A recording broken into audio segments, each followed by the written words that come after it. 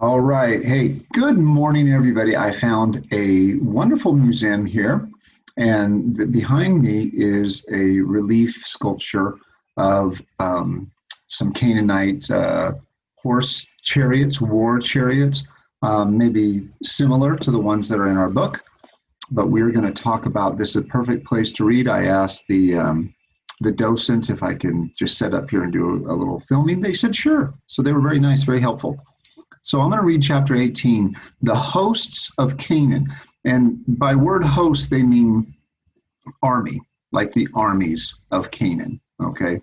The entire hosts. That's kind of what they use, not just a host, meaning that you have guests and you're being hospitable.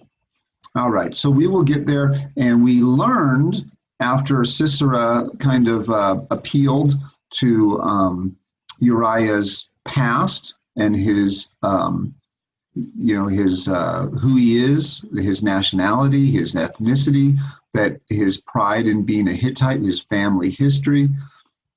And then he said, he found Labernash. He was reunited with the horse that he raised and had to give up. And so now he's going to go to war against those Hebrews whom he loves.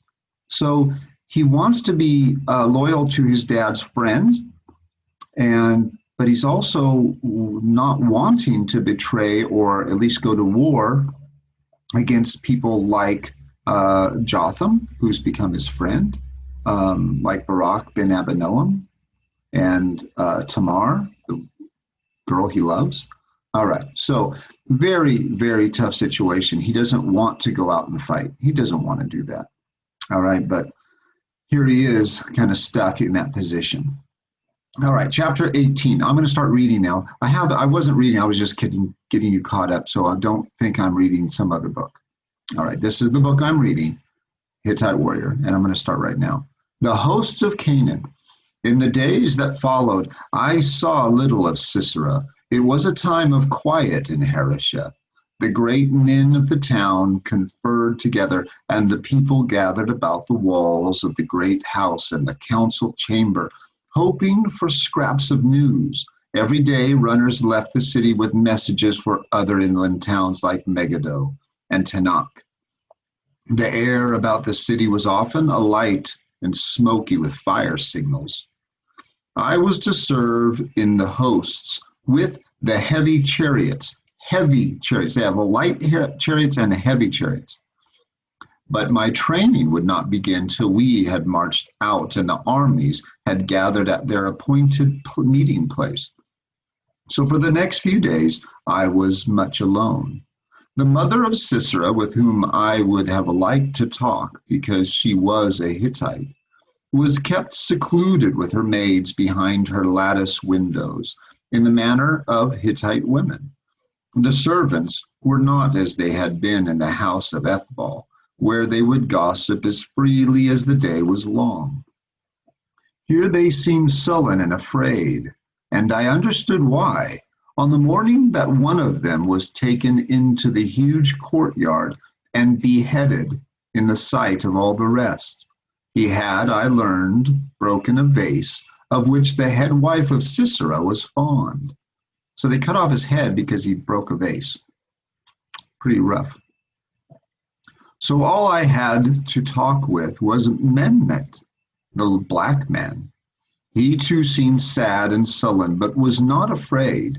He had been sent as a boy, he told me, to Egypt from Cush, to serve in an Egyptian guard. He had been sent by the ruler of Cush. But the rulers of that once great land of the blacks had for many years been nothing but the slaves of Pharaoh, echoing his orders. Then his company had been sent to Canaan, where Sisera had seen him and, impressed by his great strength and savage look, had made him his bodyguard. Would you like to go home? I asked him. I would like to see the great city of Mem again, and the forests and the plains, and the prince in his ostrich plume crown, he shrugged. But it is not my home. For many hundreds of years, my people have had no home. I thought of my father saying, "It is not your home." It is their home now. To take my mind off that, I asked him, how is it that you are not afraid of the Great One, like all the rest? Mehmet threw back his head and laughed for the first time since I had known him. It is not all the rest who are afraid of the Great One. It is he who is afraid of them. I did not understand this. I did not like to think of things that puzzled me, so I put what Mehmet had said out of my mind. Labernash, I whispered to my beautiful horse on my daily visit to his stall, you and I will never understand this strange new world where everything changes from day to day, and nothing is what you think it is. And every minute you must make a choice. But you and I are together again, and that is enough. The day came when we were to ride out to the encampment and meet with the hosts of the other towns. And for the first time I saw my chariot. It was not mine alone, for it was a heavy Hittite car for 2 riders and a driver. This was the great weapon of the Hittites, perfected by them and once used in the conquest of half the world, even to the borders of Egypt. It was sheathed and shafted with bronze and had swift round wheels, made more deadly by the sharp, costly iron scythes that stood out from them. The wheels had these blades that came poking out, so when the wheels turned around in a group of men, they would cut them up. Pretty brutal. But suddenly, while I stood gloating upon it, I was shaken all over, because for one flashing moment I saw it as a terrible murderous weapon for the crushing and tearing of Jotham. Remember, he's going in battle against Jotham. The moment passed quickly, for Labernash stood between the shafts. There were 3 horses, and he, the strongest and the bravest, was the leader. I mounted into my car and stood proudly beside the man who was my chariot mate. The Harosheth troops were all around me. They were a handsome sight, tough and bearded, except for the young boys, dark brown from the sun and wind. We were all assembled by the gates of the great house, waiting for Sisera to appear and take his place. He did not come for a while, and I knew where he was, in his mother's rooms, unable to tear himself away from her presence.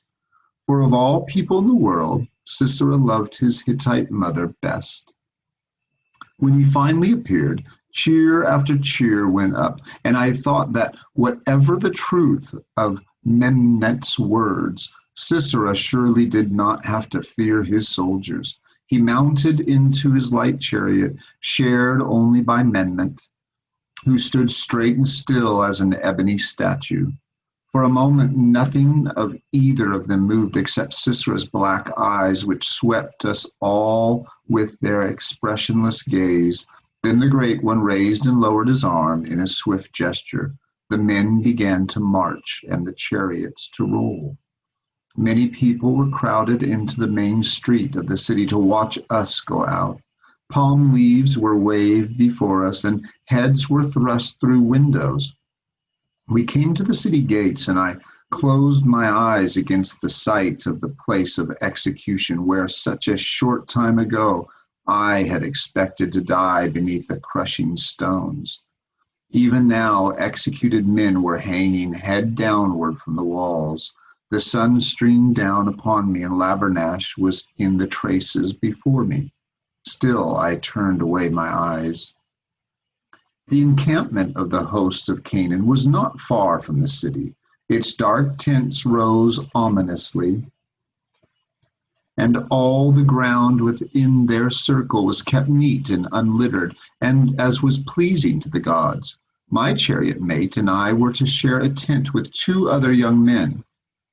We were sent to our quarters and came face to face with them that first night. Both of them had been lying on their backs in silence, but they sat up when we came in to satisfy their curiosity and welcome us after a fashion.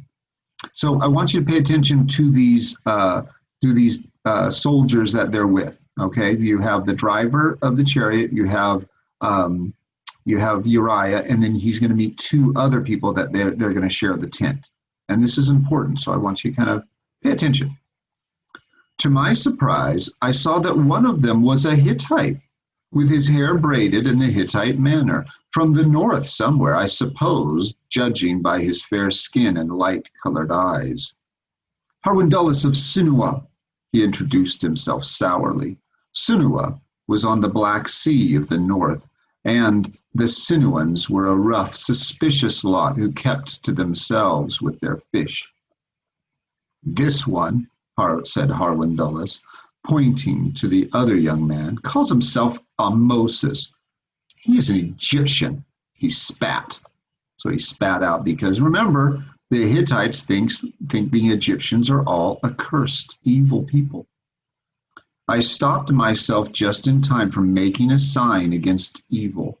This was the first Egyptian soldier I had ever come upon at such close quarters, and I stared at him with great curiosity. He did not look evil, being very thin and rather frail looking. He had a dark face that I thought ugly, being thin and delicate, but with a heavy, stubborn jaw. There was something more about him, something strange. I kept thinking that I had seen his face before, though I knew it was not so. "Do you play Hounds and Jackals?" he asked me. That's a game, kind of like checkers or chess. I shook my head, still staring at him, and he sighed and laid back again on the ground. Later, though, he brought out his checkered board and offered to teach me the game. But I refused. I had been told too many stories of Egyptian soldiers when I was a child, and I could not forget them. Besides, I noticed that he had brought with him no sacred medals or household images for prayer, as had all the rest of us. All he had was his Hounds and Jackals board and an old copy of the ancient classic Sunui the Stranger. I wished I could bring myself to ask to borrow it, for I had heard of it and often wanted to read it, now that Uriah knows how to read. I mentioned this outside the tent to Harwindulus. "You let them make you read?" sneered the Hittite boy. "I took you for a soldier, a man of high caste." My mouth fell open. As for him, he jerked his thumb at Moses and raised his voice so that he would hear. "I spit when I see him. Nothing but evil ever came out of Egypt." He turned and strode away from me. I stared after him. His words sounded strange, ugly to my ears, and yet they were words I might have spoken myself a year ago. This was another puzzling thing that I put out of my mind. Of course, Uriah was taught to hate, taught to not trust people, and then he grows up, and Harwindulus the same way. In the days that followed, the hours of training were long and strict. Our hosts were made up of all kinds of men. There were Amorites and Armenians from the desert to the northeast, Hittite mercenaries in exile from their country, like Harwindulus and myself, Egyptians from the garrisons of Pharaoh in Canaan, some of them blacks from Cush, like Menmet, and of course the Canaanite troops themselves from Harosheth and Megiddo and Tanakh, the great cities of midland Canaan. And all eyes were turned toward the great tent of Sisera. Sisera in those days had no desire to be alone. He would often invite one or another of his captains of 1,000 to dine with him. A captain of 1,000 would be just like that. It's a captain who is in control of 1,000 men. We would hear with envy the sound of well-played music and good and loud laughter coming out of his many-colored tent. I never dreamt of being allowed within those well-guarded precincts, so it was with great surprise that I looked up one night to see Menmet, stiff and magnificent, gleaming in his ornaments, standing before me. "Uriah Tarhund, son of Arnadash, you are summoned by the captain of the hosts," he told me. "You are to take wine with him tonight in his tent." Arwandulus gave me a look of stunned amazement, while Moses the Egyptian looked up from his book and said in a tomb-like voice, "Some people are highly favored in this world. Will you make me your armor-bearer when you return, my lord captain of 1,000? Read your book," I told him rudely. "It's all you are fit for in the presence of a great man like myself." He rolled it up and threw it at me and nearly regretted it, for it just missed the common dish which had not been cleaned. We looked at each other, and I found we were both grinning. He came to me with a shock, or it came to me with a shock, that I liked him, Egyptian or not. But where was it I had seen him before?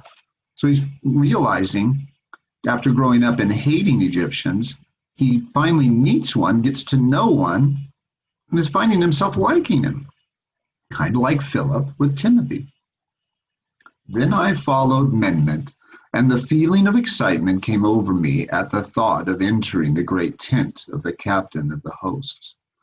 It was more like a great house than a tent. Woven of many colors, it covered much ground and was divided into large quarters, some of them for Sisera's servants and entertainers.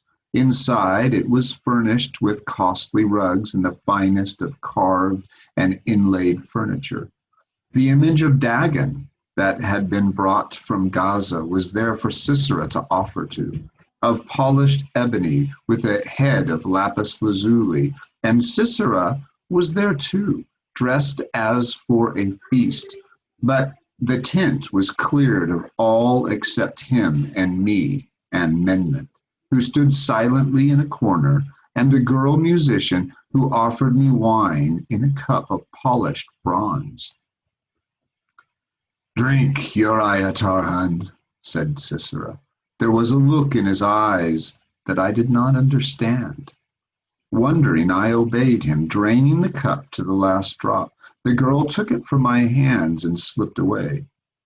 "Now," said Sisera, and his voice was strange, "you and I together will pray to Teshub, king of Hittite gods, most mighty of all, for you are a true Hittite, the son of my beloved friend, and surely he will bless us both."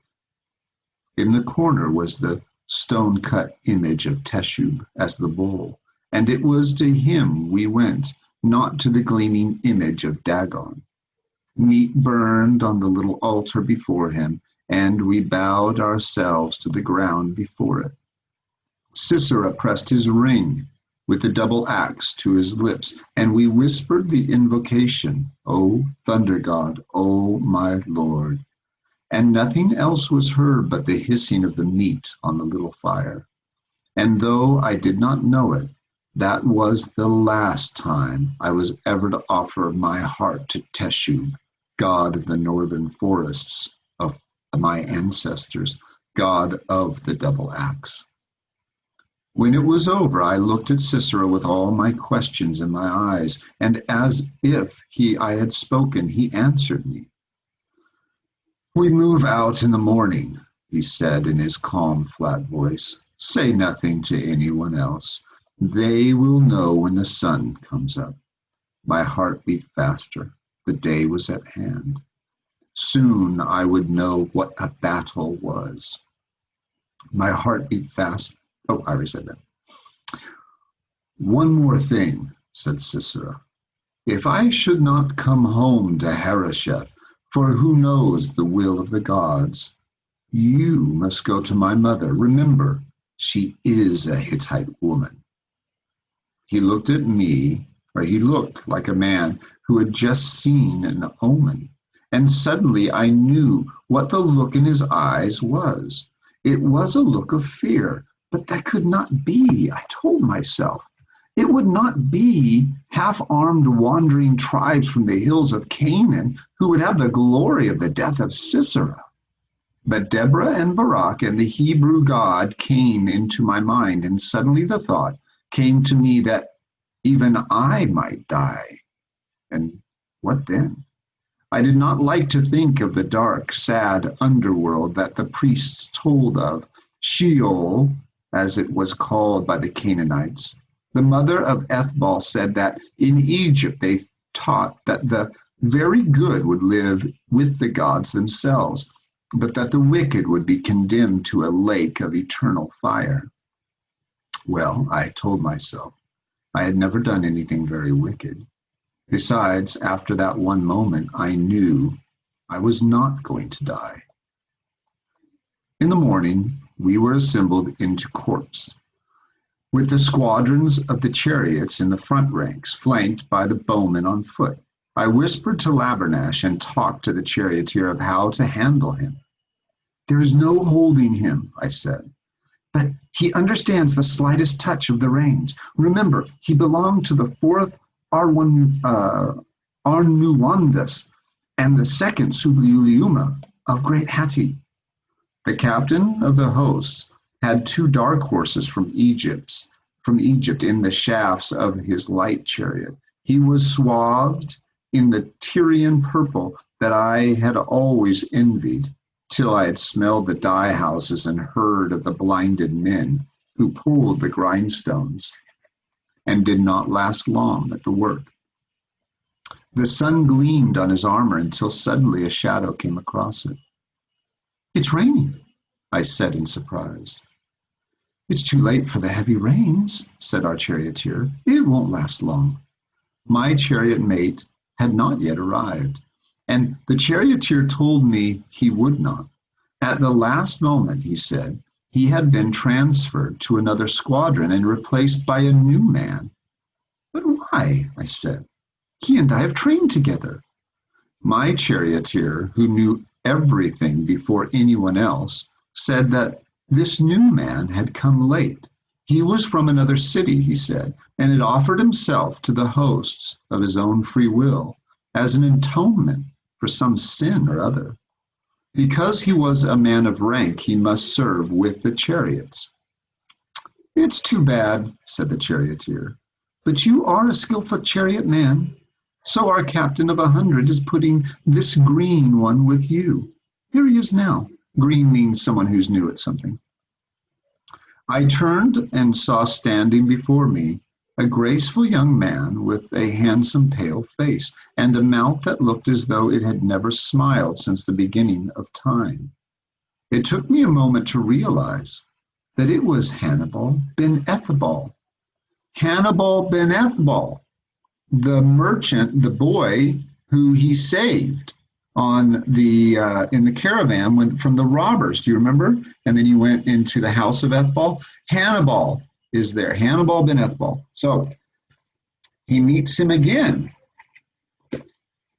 It'll be interesting to see how that goes. All right, guys. Well, it is nearing my lunchtime, and I'm going to go and find some place to eat. You guys have a great day. I will see you tomorrow with the next chapter and see how he and how he and Hannibal get along. And it's called Chapter 19, Wax and Mutton Fat. All right. Well, we'll find out what that's all about. You guys have a great day. Okay. Take care.